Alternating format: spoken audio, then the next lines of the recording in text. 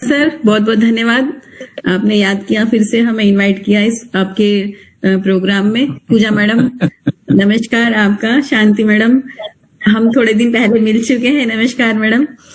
अंजना जी भी जुड़ गई हैं, उनको भी मेरा नमस्कार। अवनीश जी आपका धन्यवाद मुझे इनवाइट करने के लिए, और बहुत अच्छा आपने ये इनिशिएटिव लिया कि ये जनवरी महीना बोलते हैं कि साल का पहला महीना होता है, और पहले ही महीने में जो हम अच्छा काम करते हैं, अवेयरनेस का काम करते हैं, तो बहुत अच्छा है कि हम किसी की लाइफ जो है उसको सेव करने का जो है विचार जो है, इसमें सबसे पहला यही है कि save the life of youngsters.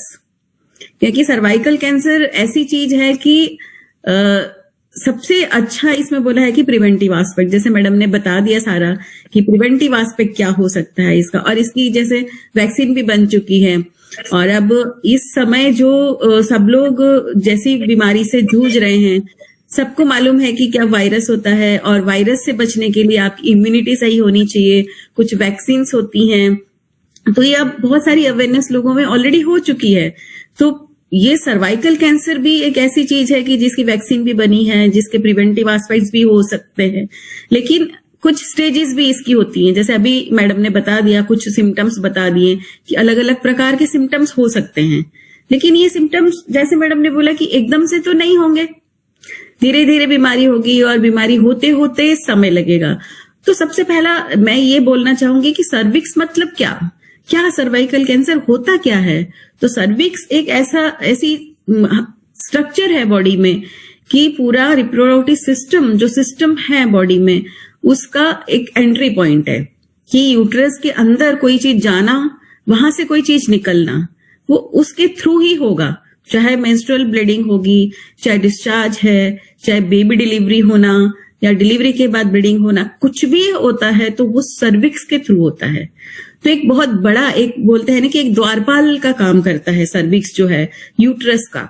और द्वारपाल जो है वो हमेशा स्वस्थ होना चाहिए, स्वच्छ होना चाहिए। स्वच्छ होगा, स्वस्थ होगा तो इंडिकेट करता है कि पूरा सिस्टम उस व्यक्ति का जो है वो स्वस्थ है। उस द्वारपाल में या जो द्वार है उसमें अगर कुछ चेंज आता है तो वो बता रहा है कि सिस्टम में कुछ गड़बड़ स्टार्ट हो गई है। तो सर्विक्स एक बहुत छोटा सा स्ट्रक्चर है, एंट्री पॉइंट है, लेकिन सॉफ्ट रहता है, और उससे कोई भी उसमें स्वेलिंग नहीं होनी चाहिए, उसका कलर चेंज नहीं होना चाहिए। नॉर्मल जैसे कि हमारा टिप ऑफ द नोज होता है, उस टाइप की उसकी कंसिस्टेंसी होती है, सॉफ्ट स्ट्रक्चर रहता है, और उसमें कोई डिस्चार्ज नहीं होना चाहिए, कोई कंजेशन मतलब कि उसका कलर चेंज नहीं होना चाहिए, लाल नहीं होना चाहिए। अभी पूजा मैडम ने जैसे बताया कि एक्टो सर्विक्स होता है, एंडो सर्विक्स होता है। एक्टो मतलब कि वो सर्विक्स भी ऐसा एक पोर्शन है जो वेजाइना में भी रहता है और यूट्रस के अंदर भी रहता है कुछ पोर्शन उसका। तो दो पोर्शन उसके है, एक एक्टो है, एक एंडो है। तो एक्टो सर्विक्स का स्ट्रक्चर वेजाइना से मिलता जुलता रहता है, तो वो स्क्वैमस सेल से बना रहता है। अंदर का जो है, मैडम ने जैसे बताया कि स्क्वेमो कोलमनर जंक्शन शिफ्ट हो रहा है, तो अंदर का स्ट्रक्चर बाहर आना। जैसे कि हम कुछ भी काम घर के अंदर करते हैं, वही काम अगर दरवाजे के ऊपर बैठ के करेंगे तो सब लोग देखेंगे कि क्या हो गया, इनका दिमाग खराब हो गया कि घर के बाहर बैठ के कुछ कर रहे हैं। लाइक दैट कि अंदर एक स्ट्रक्चर है यूट्रस के अंदर, वो बाहर आ गया, that is squamo columnar junction is shifted. Shift हो गया है तो वो तुरंत वो उस एरिया यानी वेजाइनल एरिया जो है उसमें वो अपने आप को फिट नहीं फील करता है। फिट नहीं फील करता है तो अलग अलग उसकी डेवलपमेंट स्टार्ट हो जाती, ग्रोथ हो जाती, सेल्यूलर ग्रोथ हो जाती, और उसमें से डिस्चार्ज और ब्लीडिंग स्टार्ट हो जाती है। आयुर्वेद की अगर हम संप्राप्ति, जैसे कुछ स्टूडेंट्स भी जुड़े होंगे तो उसमें मैं संप्राप्ति थोड़ा बताना चाहूंगी कि ये होता क्यों है कि स्क्वेमो कोलमनर जंक्शन शिफ्ट हुआ है तो वो एक गति हुई। गति जब शरीर में होती है, कहीं भी होती है, तो वायु जो है उसमें वायु का रोल रहता है कि वायु दुष्ट हुआ है व्यक्ति के शरीर में, और एकदम से उसकी इतनी चल गुण है, उसकी इतनी गति बढ़ गई कि वो पूरा का पूरा जंक्शन उसने बाहर की तरफ शिफ्ट कर दिया। शिफ्ट करते ही वायु जो है, चल गुण वायु का, उसने रस रक्त को छोड़ के सीधे मांस के अंदर प्रवेश कर दिया, मांस धातु को दुष्ट कर दिया। मांस के साथ साथ उसने रक्त धातु की दुष्टि कर दी। तो वातादय मांसक असृक्च दृष्टा ये बताया है आयुर्वेद में कि वायु जो है मांस और असृक को दुष्ट करता है। उसको दुष्ट किया तो उसमें से श्राव हुआ, यानी और आगे जाकर उसमें कफ भी जुड़ा, रक्त भी जुड़ा और पित्त भी जुड़ गया, यानी सन्निपातज व्याधि है। तो जहां सन्निपातज व्याधि होती है तो हमेशा कष्ट साध्य होती है। तो कष्ट साध्य होने से पहले कष्ट साध्य है, लेकिन आगे आगे धीरे धीरे उसकी स्टेजेस जो है वो बढ़ती जा रही। जैसे अभी एक मैडम ने बताया कि वो धीरे धीरे पेरिटोनियम में जाएगा, यूरेटर में जाएगा, बाकी उसकी एक्सटेंशन होगी, एडजॉइनिंग स्ट्रक्चर्स में वो फैलेगा। तो अलग अलग आगे की स्टेजेस है, ठीक है। तो जो एक्टो सर्विक्स में हो रहा है और एंडो सर्विक्स में हो रहा है वो दोनों उसके अलग अलग टाइप है, ठीक है। तो हिस्टोपैथोलॉजिकल जब हम देखते हैं तो बाहर का जो पोर्शन है सर्विक्स में जो हुआ है उसमें 3 प्रकार का ये कार्सिनोमा होता है, large cell keratinising, large cell non keratinising और स्मॉल सेल। तो स्मॉल सेल जो कार्सिनोमा होता है वो बहुत नटोरियस होता है और उसका प्रोग्नोसिस ठीक नहीं होता है। तो जब भी हिस्टोपैथोलॉजिकल रिपोर्ट आप लोगों के पास आती है, स्टूडेंट्स अगर जुड़े हैं तो उनको मैं बोलूंगी कि स्मॉल सेल कार्सिनोमा अगर लिखा है तो सीधे उसको पेशेंट को आपको कन्विंस करना है कि ये स्टेज जो है थोड़ा सा और आगे जा चुकी है, ठीक है। और दूसरा एक एडिनोकार्सिनोमा जो होता है उसका positive factor generally oral contraceptive pills का प्रयोग है। ओसी पिल्स यूज आजकल बहुत बढ़ गया है, चाहे कोई भी मेंस्ट्रुअल प्रॉब्लम है, कुछ और प्रॉब्लम है, तो ओसी पिल्स का यूज बहुत हो रहा है। ओसी पिल जाकर आगे जाकर ये कार्सिनोमा करती है जो कि एडिनोकार्सिनोमा। और ये यंग, जैसे अभी मैडम एक बता रही थी कि सर्वाइकल कैंसर जो है पहले होता था बहुत ओल्ड लेडीज में मिलता था, लेकिन आजकल यंग गर्ल्स में भी मिलने लगा है। तो उसके 2 कारण हैं जो मैं अपने एक्सपीरियंस से बताती हूँ कि जैसे अभी मैडम ने बोला कि late marriage is must. Late marriage तो है, बट क्या आपने अपनी वर्जिनिटी मेंटेन रखी है?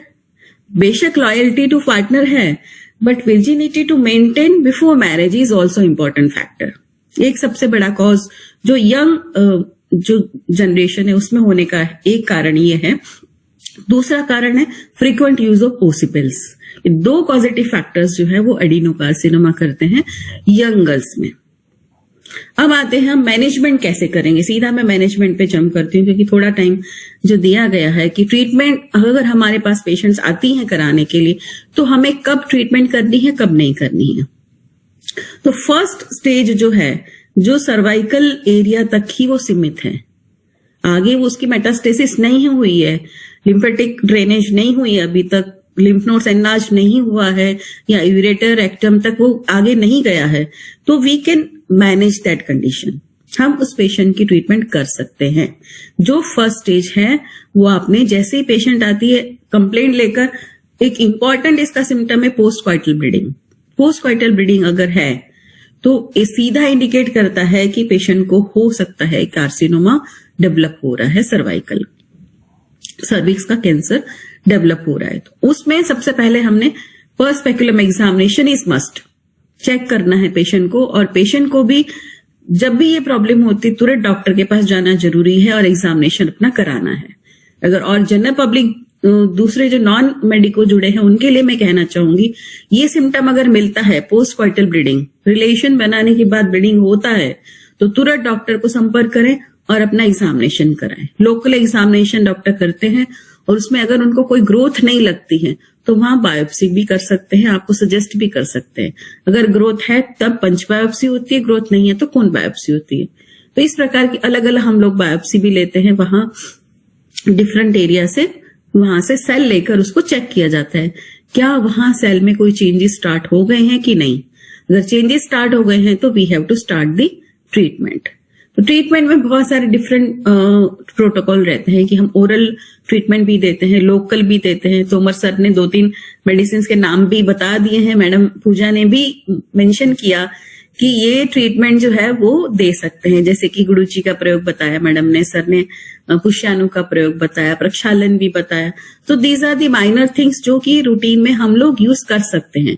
बट आपको जब डाउट है कि इस पेशेंट में जो है कार्सिनोमा हो सकता है या कैंसर है, तो उसमें हम डिफरेंट मोडालिटीज यूज कर सकते हैं, जैसे कि वर्धमान पीपली प्रयोग जो कैंसर में बहुत इफेक्टिव है और हम लोग यूज करते हैं।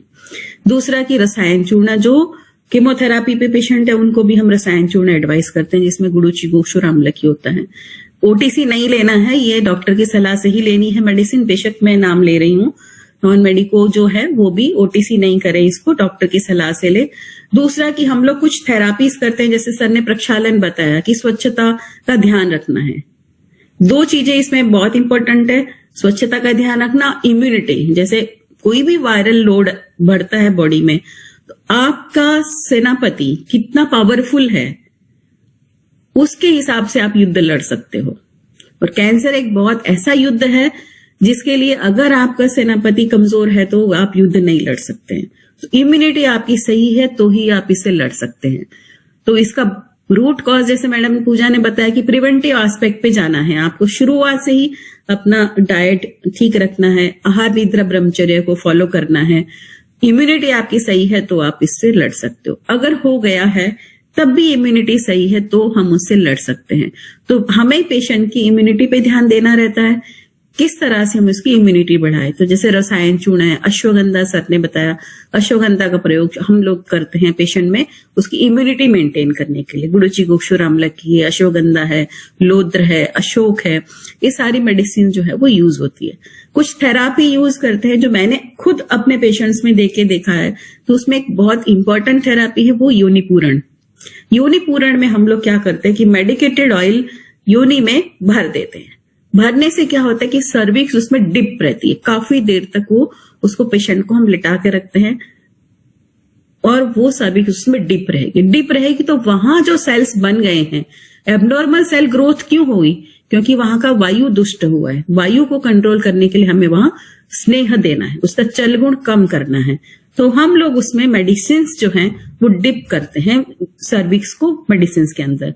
तो उसके हम लोग यूज कर सकते हैं, गुड़ूची आदि तेल है, सेंधवादी तेल है। अगर कुछ डॉक्टर्स लोग जुड़े हैं उनके लिए मैं बताना चाहूंगी कि गुड़ूची आदि तेल, सेंधवादी तेल, बला अश्वगंधा आदि तेल, इससे हम लोग योनि पूरण करते हैं। और कुछ हम लोग घृत प्रिपरेशन भी यूज कर सकते हैं। अगर ब्लीडिंग होती है, पेशेंट को इंटरमिटेंट ब्लीडिंग होती है, बहुत ज्यादा होती है, तो घृत कल्पना इसमें बहुत ज्यादा इफेक्टिव होती है क्योंकि जो भी डिसऑर्डर हुआ है वो योनि व्यापक तो है ही है, योनि में होने वाला रोग है, तो इसमें सारी थेरापीज बताई गई है। तो इसमें एक बहुत लेटेस्ट जो थेरापी यूज होती है और मैं भी बहुत पेशेंट में यूज कर चुकी हूँ, जहाँ अभी ऐसा लगता है कि हमने पेप्समेयर कराया और वहां हमें लगता है कि हाइपरप्लेशिया है और पेशेंट एंटर करने वाली है, कार्सिनोजेनिक चेंजेस उसमें लगते हैं, CIN चेंजेस भी लग रहे हैं, तो हम लोग योनि पूरण करते हैं। योनि पूरण से क्या होगा कि वहां के जो एबनॉर्मल सेल्स हैं वो डिसेपेयर होना स्टार्ट करते हैं, क्योंकि वहां का इम्यूनिटी एकदम से डेवलप हो जाती है। सर्विक्स की जो इम्यूनिटी ठीक होती है और जो स्क्वेमा कोलमनर जंक्शन शिफ्ट हुआ था वो भी अंदर की तरफ चला जाता है और सर्विक्स एकदम हेल्दी हो जाती है। जैसे हम किसी को भी आपने यूज किया होगा कि अपनी स्किन आपको लगता है कि डल हो गई है और एकदम से आप उस पर अच्छे से क्रीम लगाते हैं, तेल लगाते हैं, घी लगाते हैं, तो स्किन चमकने लग पड़ती है। लाइक दैट सर्विक्स भी एक ऑर्गन ऐसा है कि जिसको हम एक ऑयल और घी में डिप करके रखेंगे थोड़ी देर के लिए, हम 1 आवर 2 आवर के लिए पेशेंट को लिटाते हैं और रखते हैं, तो वो एकदम से हेल्थ उसमें जो एकदम से शाइन करना चालू हो जाती है, हेल्थ उसकी आ जाती है, रीगेन हो जाते हैं। सेल्स जो डल होने लगते हैं, डैमेज हो गए थे, वो रीगेन हो जाते हैं, तो उसकी लोकल हेल्थ हम उससे इंप्रूव करते हैं। तो बाकी प्रक्षालन तो सर ने बता दिया। प्रक्षालन एक प्रिवेंटिव एस्पेक्ट है, उसको हम लोग यूज कर सकते हैं, जिसमें त्रिफला कषाय है, पंचवल्कल कषाय है, वो यूज करते हैं धावन के लिए। और दूसरे सिम्टम्स जैसे इसमें पेशेंट्स में होते हैं कि बैक पेन है, स्राव है, इंटरमिटेंट ब्लीडिंग, ये सारे योनि व्यापक में इंक्लूडेड है। हर एक किसी न किसी योनि व्यापक में होता है कि पेशेंट को डिस्चार्ज हुआ, ब्लीडिंग हुई है, बैक पेन हुई है, तो उसमें डिफरेंट थेरापीज जैसे हम वर्ती लगाते हैं, प्रक्षालन करते हैं। लेकिन वर्ती किस में लगाते हैं? जिस पेशेंट्स में से लगता है कि डिस्चार्ज ज्यादा हो रहा है उसमें योनि वर्ती रख सकते हैं। बट कैंसर होने के बाद आई विल नॉट रिकमेंड कि हम वर्ती रखें। उसमें सिर्फ और सिर्फ एक थेरापी जो मैंने अपने एक्सपीरियंस से देखा है कि एक योनि पूरण जो है वो हम करते हैं मेडिकेटेड, हाँ, इसमें अभी पब्लिश नहीं किया है मैंने कुछ अभी इसमें, लेकिन प्रैक्टिकली जो मैंने देखा है कि हम पुनः मतलब उसको हम टच नहीं कर रहे हैं, छेड़ नहीं रहे हैं, क्योंकि कैंसर में क्या होता है, ब्लीडिंग ऑन टच। अगर हम एग्जामिनेशन करते हैं पेशेंट का, फर्स्ट स्पेक्यूलम पीवी एग्जामिनेशन किया तो उसमें से ब्लीडिंग होना स्टार्ट हो जाती है। इस कंडीशन में सर्विक्स को टच नहीं करना है। टच नहीं करने के लिए एक ही थेरापी ऐसी है कि हम इसमें मेडिसिन डालते हैं और उसको वैसे सच रखते हैं। अदरवाइज अगर पेशेंट को इरोजन है, इरोजन यानी कि जख्म होना, सर्वाइकल इरोजन होना, बार बार अगर किसी को सर्वाइकल इरोजन होता है तो दैट इंडिकेट्स कि पेशेंट कैंसर में लॉन्ग टर्म में जाकर कन्वर्ट हो सकती है। उस इरोजन में हम लोग वर्ती प्रयोग करते हैं, पिचू प्रयोग करते हैं, वहां दहन कर्म करते हैं, अग्नि कर्म, क्षार कर्म करके एबनॉर्मल सेल को हम जला देते हैं और वो ठीक हो जाता है, सर्विक्स हेल्दी हो जाती है। तो कुछ थेरापीज ऐसी है जो हम लोग रूटीन में करते हैं एज प्रिवेंटिव एस्पेक्ट, लेकिन होने के बाद नेक्स्ट स्टेज में कन्वर्ट नहीं हो तो वहां की जो हेल्थ जो है उसको रिटेन करना, रिगेन करना जरूरी है। और साथ में हम सार्वदेहिक जो है रसायन जो है पेशेंट को दे सकते हैं और देते हैं, जिसमें कि बाकी सारी वर्धमान पिपली प्रयोग बहुत इफेक्टिव आता है और इसको हम यूज करते हैं और कर सकते हैं। बाकी हीरक भस्म वगैरह का सर ने प्रयोग बता दिया, मैंने नहीं किया हीरक भस्म का। बहुत सारे पुराने वैद्य लोग हीरक भस्म का प्रयोग करते हैं, बट ये कि रिलायबल आपको कहीं से मिलती है तो ही आप लोग यूज कर सकते हो, वैद्य की देखरेख में इसको यूज करना रहता है, ऐसे ही इसको नहीं देते। तो कुछ रस औषधियां ऐसी हैं जो हम लोग यूज कर सकते हैं, जिसमें हम लोग नित्यानंद रस है, ऐसी कुछ गोल्ड प्रिपरेशन भी हम पेशेंट्स को एडवाइस करते हैं। गोल्ड प्रिपरेशन से क्या होता है, उसकी इम्यूनिटी जो है बूस्ट होगी और हेल्थ उसकी रिगेन हो सकती है। तो ये according to stage different stages में हम लोग यूज कर सकते हैं। बट जो लेटर स्टेज में जो मैडम ने बताया कि यूरेटर में हो गया, वहां से ब्लड आया, जो हम सिस्टोस्कोपी करते हैं पेशेंट्स में, कई बार आईवीपी करने की जरूरत पड़ती। मुझे याद है कि मेरी एक पेशेंट आई थी जिसको कुछ भी ग्रोथ नहीं थी सर्विक्स में कोई ग्रोथ विजिबल नहीं थी, बट हमने पेप्समेयर किया तो उसमें थोड़ा सा चेंज जरूर था। फिर उसको साथ में थोड़ा सा मुझे लगा कि कहीं ये शिफ्ट तो नहीं हो रहा इसकी ब्लैडर की तरफ। मैंने नोन थे मेरे, तो मैंने उनको बोला एक आईवीपी करा लेते हैं इनका, जबकि मैं आईवीपी रूटीन में नहीं कराती हूँ। बट मुझे बस ऐसा है कि एक सिक्स सेंस एक आपको डेवलप हो जाती है जब पेशेंट्स देखते हैं। तो हमने उसका आईवीपी कराया। आईवीपी में फिर ऐसा लगा कि उसमें रिपोर्ट आई कि वहां पर मेटास्टेसिस हो चुकी है यूरेटर में। तो यूरेटर में मेटास्टेसिस होना एक थर्ड स्टेज होती है सर्वाइकल कैंसर की। जो थर्ड स्टेज में जब पहुंच जाती है तो बहुत ज्यादा अलर्ट होकर उसकी ट्रीटमेंट करनी पड़ती है। मैंने जो छोटी छोटी ट्रीटमेंट बताई वो सिर्फ बेसिक फर्स्ट स्टेज तक की ट्रीटमेंट है, बाकी सेकेंड थर्ड फोर्थ स्टेज में जाती है तो थोड़ा सा हमने चेंज करके अलर्ट होकर उसकी ट्रीटमेंट करनी पड़ती है। और sometimes third and fourth stage irreversible होती है, ठीक भी नहीं होती है। और बहुत कॉमन कॉज जो है डेथ का, जो बेशक सर्वाइकल कैंसर है बट कॉमन कॉज जो है इसका, जो भी पेशेंट्स की डेथ होती है वो रीनल फेल्योर के कारण होती है। सर्वाइकल कैंसर जो है उसका बहुत बड़ा कॉज है, पेशेंट डेथ हुई तो रीनल फेल्योर से डेथ होती है, अदरवाइज नहीं होती। ठीक है, तो मुझे इतना ही बोलना था। नमस्कार। बहुत बहुत धन्यवाद कामिनी जी, आपने बहुत अच्छी चीजें हमारे सामने रखी।